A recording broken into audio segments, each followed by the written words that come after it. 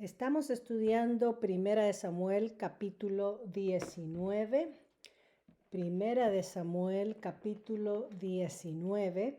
Y hoy continuaremos con la lección, o empezamos la lección 39. El tema de esta lección se titula Lo que hace el amor.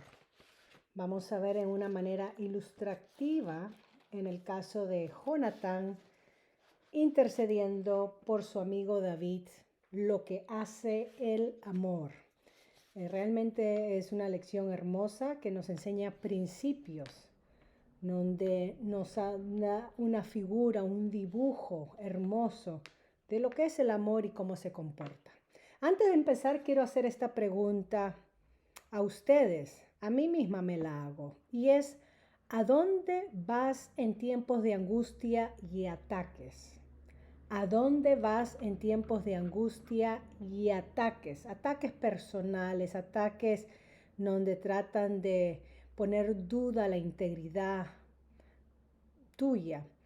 El salmo relevante para este capítulo es el Salmo 59, es el Salmo de David, y este salmo él lo escribió específicamente cuando Saúl envió a sus siervos para vigilar a David y después para capturarlo y matarlo. Y en este salmo David ora y pide a Dios que lo salve, que lo cuide, que Dios lo vindique, que Dios haga justicia, que Dios mire cómo se están levantando contra él. El versículo 16 y 17 del Salmo 59 dice así, voy a leerlo. Pero yo cantaré de tu poder y alabaré de mañana tu misericordia, porque has sido mi amparo y refugio en el día de mi angustia. Fortaleza mía, a ti cantaré, porque eres, oh Dios, mi refugio, el Dios de mi misericordia. David responde a esta pregunta: ¿a dónde va en tiempos de angustia y ataque? Y él declara que él va a Dios, porque él es su refugio, o él fue su refugio, porque él es su amparo, él es el que lo fortalece en el tiempo de angustia. Y entonces califica a Dios como el Dios de misericordia. Y acá David nos dice que su amparo, refugio, fortaleza es Dios. Algo parecido a lo que escribió el apóstol Pablo cuando estaba encarcelado y escribe esa hermosa carta a los filipenses en el capítulo 4, versículo 13, un versículo que lo conocemos, pero él habla de que como todo lo puede en Cristo, quien me fortalece. Su fortaleza nuevamente, su amparo, su refugio era nuestro Señor Jesucristo. Empezamos entonces a Primera de Samuel, si regresamos al pasaje de Primera de Samuel, capítulo 19. Dice así, acá vamos a ver el caso que Jonatán defiende a David ante su padre. ¿Ok?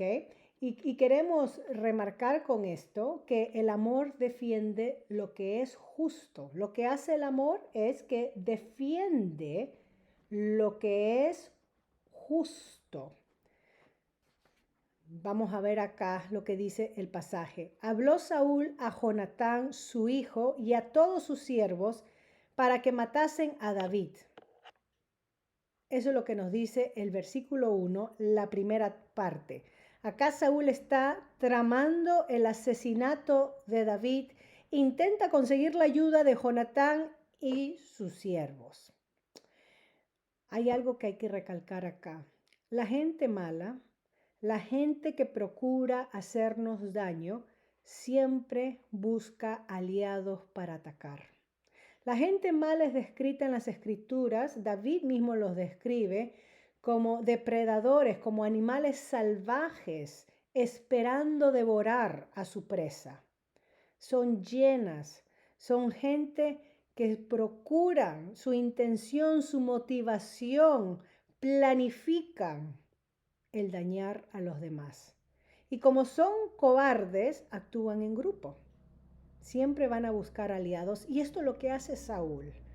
habla de Jonatán, su hijo. Esto lo pone a Jonatán en una posición difícil porque ya hemos visto, el escritor nos ha dicho múltiples veces que Jonatán amaba a David.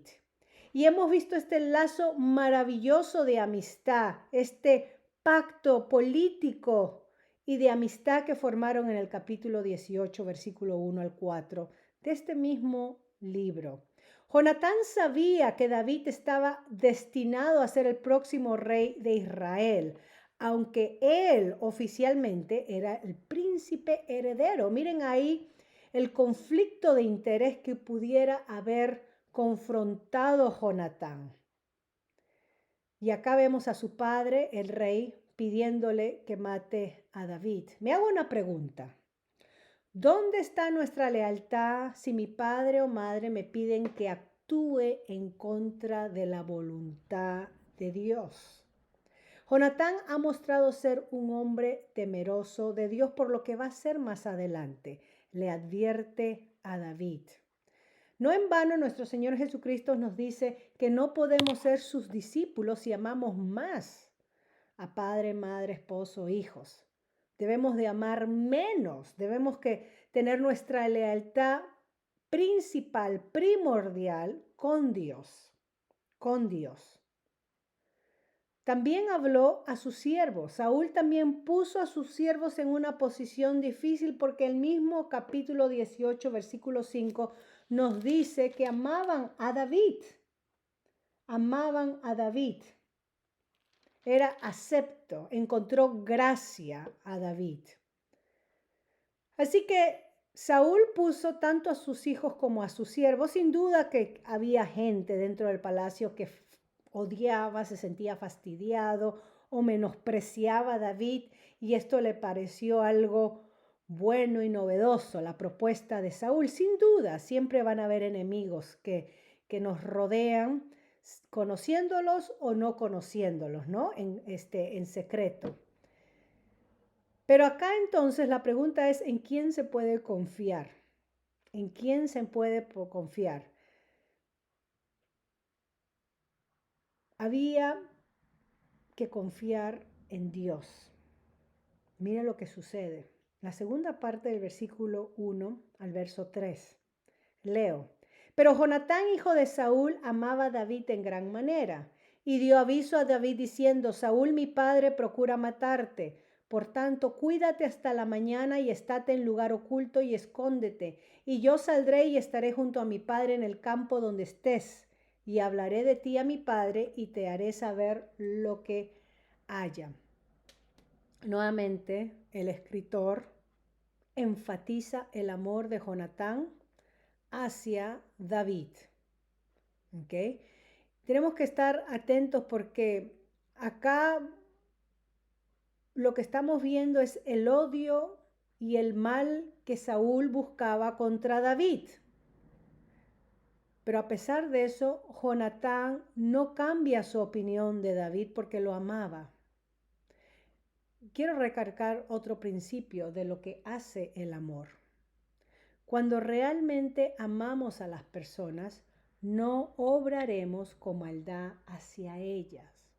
Lo que hace el amor es que no busca el mal de los demás, sino busca hacer el bien. Y esto es lo que está haciendo Jonatán. Esto es lo que está haciendo por David. El amor nos hace desechar la maldad y querer proteger a quien amamos. Queremos proteger a quien amamos. Eso es lo que hace el amor. Pablo lo dijo en 1 Corintios capítulo 13, versículo 6. El amor no se deleita de la injusticia, mas se goza de la verdad. 1 Corintios 13, 6. Entonces Jonatán da aviso a David, y de seguro que Saúl se enfureció al darse cuenta después. ¿Cómo actuamos cuando nos sentimos entre la espada y la pared? ¿Buscamos lo que es conveniente o lo que es correcto? Jonatán ha podido hacerse, como decimos en nuestro español coloquial, hacerse loco o ponerse a un lado o mirar al otro, ignorar el que no escuchó y dejar que su padre prosiga con su plan malévolo de deshacerse de David. Pero Jonatán sabía que la palabra de Dios, la ley decía, no matarás. Éxodo 20:13. La palabra de Dios, la ley de Dios era clara. Y acá el escritor nos deja registrado que Saúl quería matar a David. Ahora, acá también hay otro principio que podemos sacar, porque nosotros en general estamos bajo autoridad y la palabra del Señor nos ordena a someternos al orden de autoridad en los diferentes ámbitos en que nos encontramos. Hay una sumisión bíblica de hijos a padres, en este caso Jonatán no lo hizo, de ciudadanos a gobierno, de empleados a patrones, a liderazgo en la iglesia, esposas a esposos. Pero en todas estas relaciones nunca se excusa del pecado porque hay que obedecer a la autoridad que nos dijo, por ejemplo, que pecáramos. En este caso estaría mal que Jonatán obedeciera a su padre y matara a David. Este es el caso que Jonatán podría unirse a los apóstoles cuando se les ordenó que dejaran de predicar el evangelio después de azotarlo, y Pedro declara: es necesario obedecer a Dios antes que a los hombres. Hechos 5:29. Jonatán tenía el corazón de los apóstoles, que se nos narra en este capítulo 5 de Hechos. Tanto Jonatán como los apóstoles estuvieron dispuestos a sufrir por lo que era correcto delante de Dios. Jonatán se exponía a aceptar el castigo de su padre por obedecer a Dios. Y hemos visto que a Saúl no le temblaba la mano si quería matar a su hijo, como lo hemos visto en los capítulos anteriores, cuando Jonatán lucha con su escudero solo contra los filisteos, en el capítulo 17-18. Así que Saúl no le temblaba la mano para matar a su hijo. Y acá entonces Jonatán se ponía en una situación difícil. Pero al igual que Jonatán y al igual que los apóstoles, nosotros primero obedecemos a Dios antes que al César o a cualquier autoridad que nos desafíe en nuestra desobediencia a Dios o en nuestra lealtad a Dios. Hay requerimientos del gobierno que son antimorales, antiéticos, anticristianos, y debemos mantenernos firmes y no doblegarnos porque primero obedecemos a Dios antes que al César. Y como ejemplo, todo lo que hemos pasado en estos 2 últimos años. Jonatán entonces le dice a David: Saúl mi padre procura matarte, por tanto cuídate hasta la mañana y estate en lugar oculto y escóndete. Jonatán hizo más que solo negarse ante Saúl. Jonatán ayudó a David, y ahí vemos el ejemplo de lo que hace el amor. Busca el bien del prójimo, ayuda. Eso es lo que hace Jonatán. ¿Ok? Jonatán ha podido tener una actitud de: miren, yo no sé, yo no quiero ser parte de eso, no voy a ayudar a mi padre, pero tampoco voy a detenerlo, voy a ser neutral y que Dios lo resuelva. Jonatán no tomó esa actitud pasiva y bueno, que Dios lo resuelva. Él tomó cartas en el asunto, dando aviso a David. Versículo 4 y 5 dice así: Jonatán habló bien de David a Saúl su padre y le dijo: no peque el rey contra su siervo David, porque ninguna cosa ha cometido contra ti, y porque sus obras han sido muy buenas para contigo, pues él tomó su vida en su mano y mató al filisteo. Y Jehová dio gran salvación a todo Israel. Tú lo vistes y te alegraste. ¿Por qué, pues, pecarás contra la sangre inocente matando a David sin causa. Y acá vemos un tercer principio de lo que hace el amor. Habla bien del prójimo. Eso es lo que hace Jonatán. Dice en la escritura que Jonatán habló bien de David a Saúl, su padre. Jonatán le está dando una información objetiva, realista de quién es David. Jonatán le está diciendo, yo no estoy de acuerdo con tu decreto de querer matar a David. Yo amo a David, yo apoyo a David y tú deberías de hacer lo mismo, papá. Jonatán habló bien de David. Esto es algo hermoso porque esto es algo de lo que debería de hacer un verdadero amigo. Esto es valiente. Jonatán fue osado, se está enfrentando al mismo rey. No solamente habló bien de David, o no solamente lo que hace el amor habla bien del prójimo, a diferencia de criticar, esparcir murmuración, división y querer sembrar rencilla entre las personas. Eso no hace el amor, eso hace el odio. Eso viene de un corazón malo. Santiago habla de eso ser carnal, diabólico. Nuestro Señor Jesucristo mismo nos alerta que del corazón salen los malos pensamientos. Y esto tiene que ver en la manera como nosotros tratamos a otros, envidia, celos, enojo, maledicencias. El apóstol Pablo en Efesios capítulo 4, para ser más específico, en capítulo 4, 5, si queremos ir 5, habla de que hay que despojarnos del viejo hombre. Y cuando describe ese viejo hombre, habla de ira, maledicencia, celos, amargura, rencor. También lo menciona el apóstol Pablo en Gálatas capítulo 5 al mencionar sobre la obra de la carne, que lucha, que batalla contra el espíritu. Y nuevamente da su lista de envidia, celos, idolatría, fornicación, todos estos pecados que tendemos a guardar y a ocultar. La palabra del Señor llama al pecado como es. Y acá Jonatán le está diciendo a su padre, no peque el rey contra su siervo. Jonatán está siendo lo suficientemente osado para decirle a su padre que su ira, su celo contra David era pecado, a pesar de que él mismo dice, ninguna cosa ha cometido sobre ti. Y este es otro punto número 4 de lo que hace el amor. El amor habla con la verdad.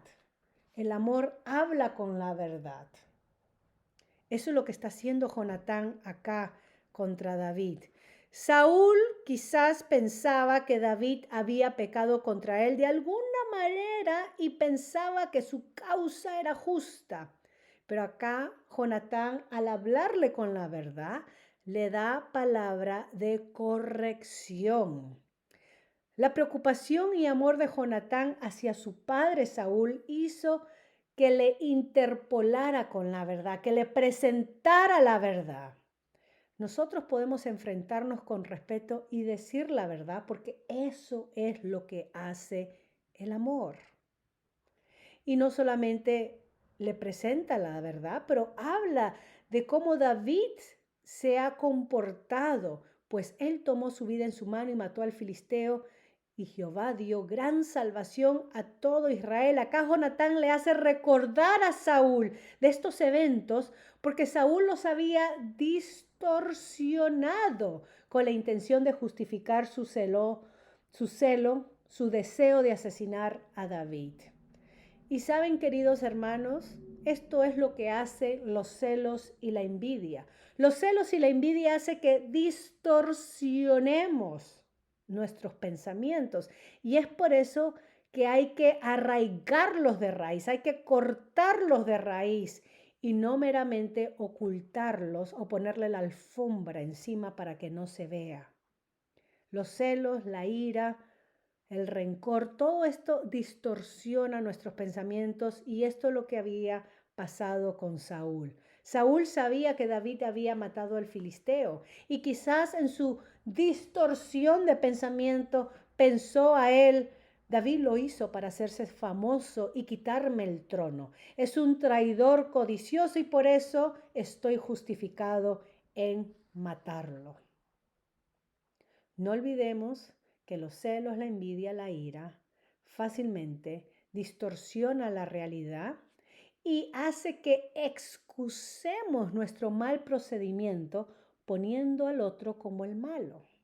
Esto en el ámbito de consejería, psicología se llama proyectamos nuestra propia maldad o malos deseos en la otra persona. Entonces, en vez de ver mi envidia, veo la envidia del otro. Nuestro Señor Jesucristo lo dijo de una manera sencilla. Antes de mirar la paja en el ojo ajeno, mira la viga, la estaca que tienes en tu propio ojo. Porque muy fácil es ver todo lo malo de la otra persona, pero lo que estamos haciendo es reflejando lo que hay en nuestro propio corazón y es por eso que somos llamados a cuentas, a examinarnos, a evaluar nuestras vidas. Y esto es lo que está haciendo Jonatán con Saúl, su padre, el rey, lo llama de regreso a la realidad. Lo llama de regreso a la realidad. Lo que hace el amor cuando hablamos con la verdad, estamos haciendo el intento de regresar a la persona a la realidad,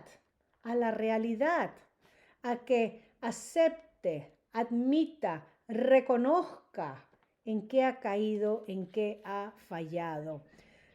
Jonatán le dice a su padre, tú lo viste y te alegraste cuando mató al filisteo. Y termina haciéndole la pregunta, ¿por qué pues pecarás contra la sangre inocente, matando a David sin causa? En la mente de Saúl había una causa. En la mente de Saúl, David no era inocente. Pero la verdad es, o era, que David sí era inocente y no había causa para matarlo. Y de esta manera, Jonatán llama a Saúl, el rey su padre, a volver a la realidad. Y eso hace el amor cuando habla con la verdad. Versículos 6 al 7 vemos otro principio, número 5, de lo que hace el amor. El amor busca la reconciliación entre hermanos. ¿Ok? Entre hermanos, entre personas. Dice así, y escuchó Saúl la voz de Jonatán y juró Saúl, vive Jehová que no morirá. Y llamó Jonatán a David y le declaró todas estas palabras y él mismo trajo a David a Saúl y estuvo delante de él como antes. Nos dice el escritor que Saúl escuchó la voz de Jonatán. Hay que darle acá mérito a Saúl porque esto requirió verdaderamente humildad de parte de Saúl.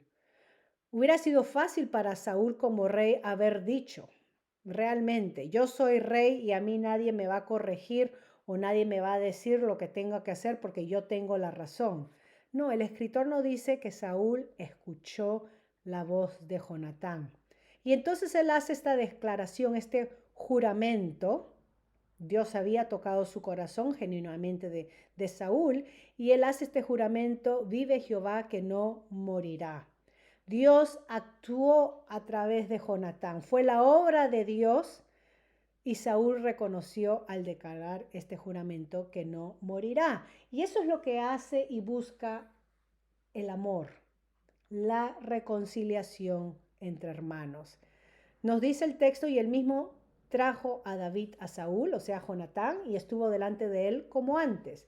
Parece que todo había funcionado, la orden para matar a David es revocada. Nuevamente David y Saúl están juntos y esto es hermoso porque Jonatán siguió lo que el apóstol Pablo nos dice en Romanos 12:18, si es posible, en cuanto dependa de vosotros, estar en paz con todos los hombres. Hoy en día el tema de la reconciliación es ajeno a muchos. Todo lo que se escucha y propaga son temas de separación, de temas que nos hace pelear. Hay que separar la mentira de la verdad. el error de la verdad. Para hacer esto hay que traer a las personas a la realidad, a la verdad de Dios, porque la realidad y la verdad de Dios concuerda. La mentira no concuerda con la realidad, sino con la destrucción de la persona, como estamos viendo en el caso de Saúl. Vamos a terminar versículo 8 al 10 y vemos entonces que David escapa otro atentado contra su vida. Dice así, versículo 8 de 1 de Samuel 19. Después hubo nueva guerra, y salió David y peleó contra los filisteos, y los hirió con gran estrago, y huyeron delante de él, y el espíritu malo de parte de Jehová vino sobre Saúl, y estando sentado en su casa tenía una lanza a mano. Mientras David estaba tocando y Saúl procuró clavar a David con la lanza a la pared, pero él se apartó de delante de Saúl, el cual hirió con la lanza en la pared, y David huyó y escapó aquella noche. Dice que hubo de nuevo guerra. En este contexto, la guerra entre Israel y los filisteos es una realidad espiritual. Porque al final de 1 Samuel, versículo 7, hay una tregua, una guerra espiritual que envuelve a Saúl y a David. Así que hubo un tiempo de alto al fuego, pero ahora la guerra comienza, ¿ok? Comienza, por eso dice, después hubo de nuevo guerra. Sale David, pelea con los filisteos y entonces hizo gran estrago, los filisteos huyen delante de él.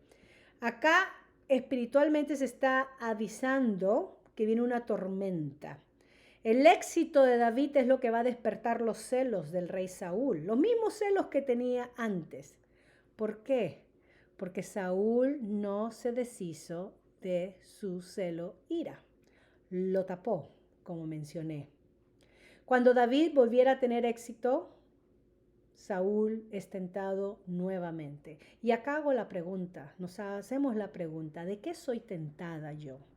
¿Conozco mis debilidades? Nos dice que el espíritu malo viene de parte de Dios a atormentar a Saúl nuevamente. Ataca a Saúl ese espíritu malo en el área más vulnerable, en su envidia. El ataque ya estaba en camino para Saúl y él termina siendo presa de sus celos y de la envidia hacia David. Dice que Saúl estaba sentado en su casa y tenía la lanza en mano. Acá no lo vemos a Saúl en una buena posición porque estaba listo para atacar. Él estaba siendo atacado espiritualmente y se dejó influenciar por esa envidia, celo, ira que tenía, que resurjan. En vez de limpiárselo, pedirle al Señor que lo purifique, entregárselo al Señor, dejó que eso tome control de su corazón. Y entonces, mientras que David tocaba la música, mientras que David intentaba tranquilizar a Saúl, Saúl procuró clavarle la lanza. Acá vemos que Saúl cambió de corazón, rompió con su juramento de no matar a David y con la misma facilidad que desechó ese juramento, arrojó la lanza. Esto no es un accidente, ¿ah? Esto ya él lo había pensado. Él estaba preparado para matar a David. Muchas veces nosotros también tropezamos bajo esas mismas circunstancias. No nos limpiamos del pecado, pero lo ocultamos. Y queridos hermanos, cuando ocultamos el pecado que es grave delante de Dios, esto es lo que sucede, termina asediándonos y destruyéndonos y tomando control de nosotros. Pero somos nosotros los responsables. Es Saúl responsable. David sale de su presencia. La lanza que David, Saúl necesitaba a David, ese tipo de persona íntegra, que respetaba y amaba a Dios, es el tipo de personas que necesitaba Saúl, pero Saúl acá pierde, porque entonces David huye y escapa aquella noche. David no va a regresar más al palacio. Van a pasar casi 20 años después cuando él llegue al trono. Y de ahora en adelante él va a vivir, David, como un fugitivo hasta que Saúl muera. Esta es la historia triste del rey Saúl y la manera como Dios va a preparar a David para el trono. Va a tomar otros 20 años más. En esta lección hemos visto lo que hace el amor y hemos visto 5 puntos. Lo resumo. ¿Qué es lo que hace el amor? Defiende lo que es justo, número 1. Número 2, busca hacer el bien. Busca hacer el bien a otro. Lo protege a las personas. Ayuda a las personas. Número 3, lo que hace el amor, habla bien del prójimo, no mal. Número 4, habla con la verdad. Hace regresar a la persona a la realidad. Y número 5, de lo que hace el amor, busca la reconciliación entre hermanos. Qué pasaje tan hermoso donde nos enseña a nosotros cómo debemos actuar en amor y también nos muestra en una manera muy realista lo que hace el pecado cuando no tratamos con él.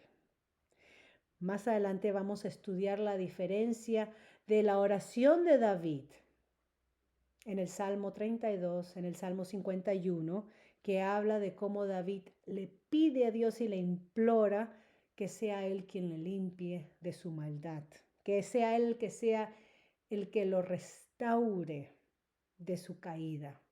Eso debe ser la actitud nuestra ante el pecado y no la que el rey Saúl acá toma lugar, que es esconderlo para que después vuelva a resurgir. Esto es todo por hoy, lección número 39. Voy a parar para tener nuestro tiempo de preguntas y respuestas y nos veremos hasta la próxima semana. Dios los bendiga.